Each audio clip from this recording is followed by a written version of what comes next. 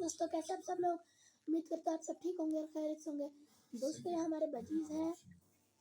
दोस्तों ये वाला हमारा मेल है और ये एक फीमेल है। दोस्तों एक फीमेल पीछे भी है।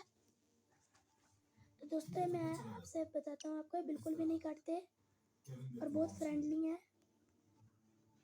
तो दोस्तों जब इनकी ब्रीडिंग होगी तो हम आपको ज़रूर दिखाएंगे वीडियो।